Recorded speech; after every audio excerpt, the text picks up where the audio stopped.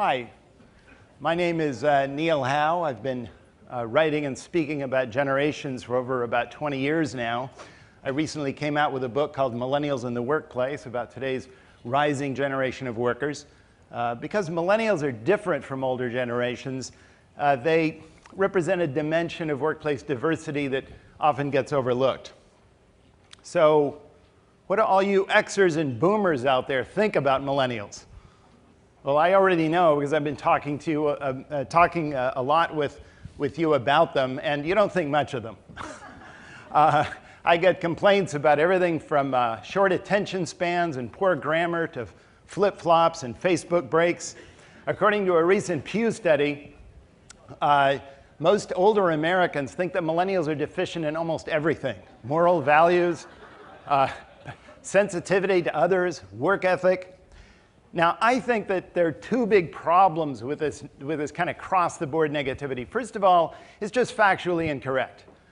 This generation has been responsible for huge declines in youth crime, teen pregnancy, teen abortion, declines in alcohol and tobacco abuse, and rises in youth voting, community service, educational attainment. I mean, come on. But there's another problem I have with this negativity, and I think it's more relevant to you all. If you choose to view young people primarily in terms of their faults, in terms of them as kind of damage control, you will never be able to lead them because you won't have a clue about what motivates them, about their strengths, and so you'll never be able to harness all that. Young people are not just defective replicas of you. They are different generations. They came along at a different time. Think of it this way. Boomers reached adulthood during the age of Aquarius. Gen Xers grew up as children during the age of Aquarius. But millennials are coming along after all that was over, all that family turmoil, social turmoil, and they're coming around as a very different group of people than boomers or Xers. They're pressured and programmed. They're networked to their peers and they're bonded to their parents. They want structure and they're looking for risk-free, long-term career paths, and they find them hard to find. So when you're thinking about millennials, remember you've got to learn to leverage these traits. We all know they're special, right? So you got to leverage that. They come in the first day, don't say you're not special. I know they're Gen Xers who think that's kind of a tough love program. You know, you kids aren't very special. It won't work, I'm telling you right now. You've got to say something like, yes, you're very special, and guess what? We expect special things from you. There's so many ways to leverage positive self-esteem. They want structure, so leverage that.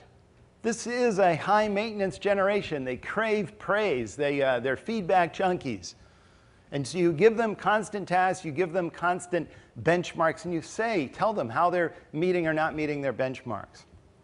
This generation is into teamwork, so you've got to leverage that. Hire them in teams, organize them as teams. You can even compensate them as teams. In the era of sort of cutthroat youth competition, epitomized by Donald Trump's show, The Apprentice, that era is coming to an end. So instead, give them networked IT and encourage them to help each other on the job. And allow them to see your workplace as part of a bigger team, playing a positive role in the regional or national scene. Millennials want to see themselves as participating in something larger. Well, we know they're into norms. They're into rules. So leverage that. I mean, it's amazing. I talk to boomers and Xers. They say they're offended. They get angry when millennials do something or say something that's wrong. They think it's being disrespectful to them. And I tell them it's almost never disrespect. It's ignorance. They don't know what the rules are. They had boomer and Xer parents, of course, who never taught them the rules. And we have a pop culture that celebrates rule breaking. So organize a soft skills curriculum. Give them checklists. Tell them the do's and don'ts. Or review that. Give them a gold star when they do it right. Let them put it on their resume. They will thank you. They won't just not mind. They'll thank you. And finally, this generation, well, they have long-term time horizons. So you want to leverage that too. I mean, this generation is preparing those long-term career plans at every earlier ages, right? And polls show that millennials overwhelmingly prefer to have maybe one or two employers over their lifetime, or one perfect employer, than have a great many employers. So you gotta understand this. Again, I meet older generations of managers who don't pay any attention to their internships. They think they're a joke. They have no serious mentorship program. They don't promise any long-term career advancement path when these millennials get there. And they don't have any schedule of skills acquisition. And these are the first managers, the first ones to say, when most of their millennials are gone after 18 months, they say, you know, we knew it all along. These millennials are only in it for today. The millennials are arriving. The stakes are huge. I mean, over the next decade, businesses that get this generation right will have huge market and business advantages over the businesses that don't. And more importantly, you will be helping a very powerful generation find its historical destiny. Thank you very much. Terrific. Neil, great stuff. Thank you. I certainly made me feel every bit the fuddy-duddy that I've now become to learn all this about the millennials. It also sounds a bit like you're asking us all to be the parents they never had. But, you know, leave that aside. A more serious question. One of the themes of our conference, which we've already started to talk about, is what motivates people. The role of money, for example, versus purpose. It's going to be the topic of our great debate that we're going to have tomorrow afternoon.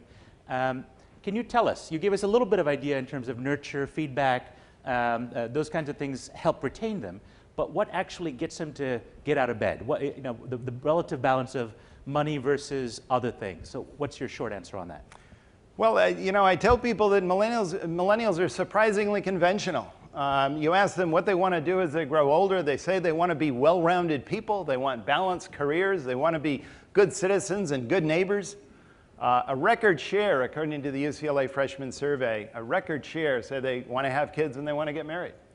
The question is whether the economy will allow them to do that. We do know that people in their late 20s are often more likely to attend the seminar where they're discussing fringe benefits and 401k plans than people sometimes in their late 30s. Because these millennials are on the cell phone every afternoon with their parents, and their parents are telling them what to do, right? And also because, again, they're looking down the road, and often they have as lessons their own parents who didn't do those things right. Hey, Mom, why are you still, you know, temping at 3 different jobs? And Dad, how come you don't have any preparation for retirement? So it's also generational learning.